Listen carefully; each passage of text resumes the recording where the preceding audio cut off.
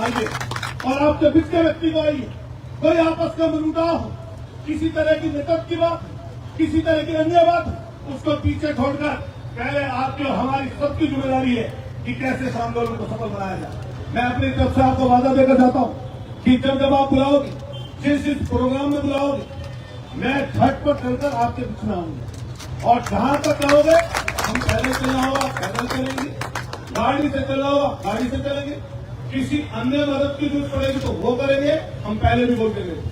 और अपने नेता माननीय अखिलेश यादव जी की तरफ से कहना चाहते हैं कि आप बंदोबस्त करना। मैं बात करके आया हूं अखिलेश यादव जी से, जब आपको कोई बड़ी मीटिंग, बड़ा प्रोग्राम करना हो और अगर अखिलेश यादव जी को बुलाना पड़ेगा तो मैं अखिलेश यादव जी को भी आपके बीच में लेकर आ जाऊंगा। मैं ये नहीं कह रहा कि कोई और दल का आदमी ना आए, किसी और दल का आना चाहे वो भी आ जाए। कोई हमारे अभी बैठे थे पीछे साथी, अलग अलग संगठनों के लोग यहाँ पर बैठे। जब आपकी लड़ाई सबके लिए है तो कोई आ जाए आंदोलन।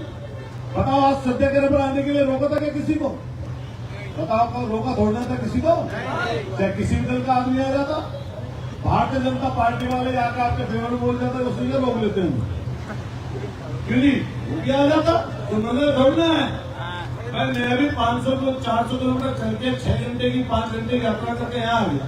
तो ये लोकल के लोग या आपकी पोस्टों पर बड़े बड़े बैठे हैं, इनका भी तो इंतजाम ठीक करो।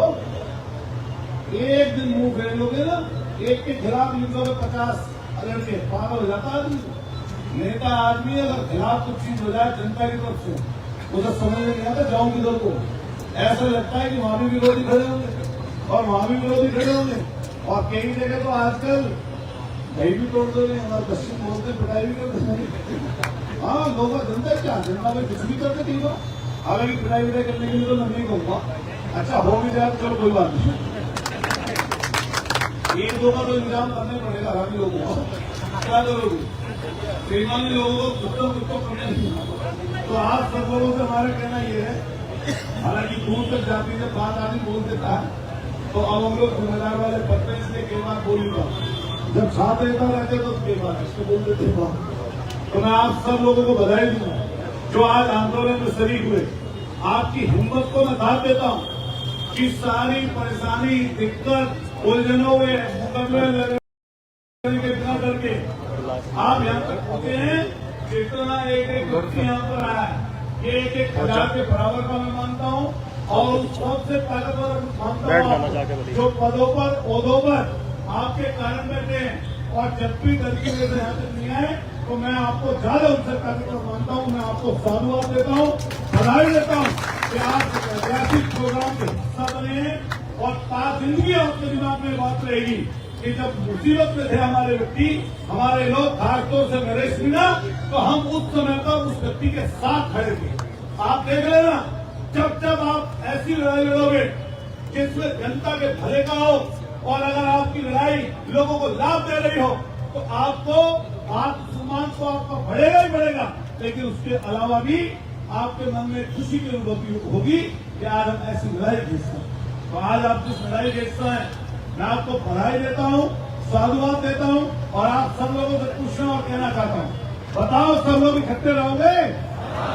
दोनों हाथ उठाइए, सब लोग इकट्ठा हैं? जो आज प्रस्ताव पास होगा उसमें सब अपनी मोहर लगाएंगे, नरेश भाई का साथ देंगे, इकट्ठे खड़े रहेंगे। मैं आपसे एक चीज को कहते हुए, दोनों मासूम बच्चे बैठे हैं, आ जाओ। अब आप बताओ, इनकी जिम्मेदारी आपके ऊपर है। स्कूल से आया अभी, मेरे पास भी वो वीडियो आई थी कि 2 बजे के बाद को खेला है। अरे लंबाई बहुत होती जा रही है, नरेश को छोटी दे रही है।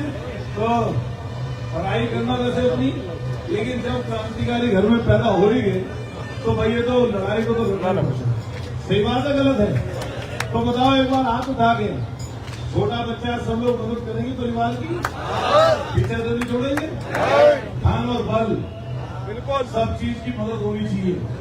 अरे मीणा इतने अधिकारी हैं, कहोगे जात की बात बोल रहा तो हमारे यहाँ तो अभी जिक्र कर रहे थे, मेरे क्षेत्र में भी गाँव है, हमारे क्षेत्र में मीणा के गाँव, मेहरमती मीणा गाँव का नाम टांडा, और तुम्हारे 4 गाँव में रह रहे हमारे बेगमाबाद में मीणा, 4 गाँव में मेरे क्षेत्र में भी गिनती गए थे 250 साल पहले। 250 साल चले गए थे, अपनी रिश्तेदारी नातेदारी मैंने, लेकिन मैंने देखा बहुत मेहनती हो, बहुत संघर्षशील। बताओ अधिकारी को देश में बच तो नहीं रहा जिस कोने में अधिकारी ना हो। हमारे मेरठ का कलेक्टर मिला, हमारे प्राधिकरण का अध्यक्ष मिला, गाजीपुर का कलेक्टर मिला, गोरखपुर का मिला कलेक्टर। हमारे अगर जिले हमारे प्रदेश में अगर देखोगे तो कम से कम आईपीएस और आईएएस 30 से 40 अकेले हमारे प्रदेश में होंगे। और जो रेलवे है, जिधर भी रेलवे की तरफ निकल जाओ, पता चला ये भी मिला, आगे भी मिला, पीछे भी मिला। बताओ है या नहीं है? आप बताओ, बहुत आपने संविधान के मार्ग पर जो ताकत मिली, तरक्की की, तो जब मुसीबत दिक्कत में कोई आए तो सबको मिलकर इकट्ठा हो जाना चाहिए और उसकी मदद होनी चाहिए। आज के समय नरेश मीणा उभरता हुआ व्यक्ति है। कई बार आपकी जाति भी दूसरे जो पदों पर बैठे हुए लोग हैं, वो भी कई बार हल्का कर सकते हैं उसे, तो उनसे भी सचेत रहना। उनसे एक बात कहना, तुम्हें चुन के बैठा दिया, तुम अगर मदद नहीं भी कर पा रहे तो चुप बैठो, हमें लड़ने दो भाई, सही बात है नहीं? तुम्हें अगर ये लग रहा तुम नहीं लड़ सकते, तुम कहीं बंधे हुए हो या तुम्हारी मजबूरी है, तो हमें लड़ने दो भाई।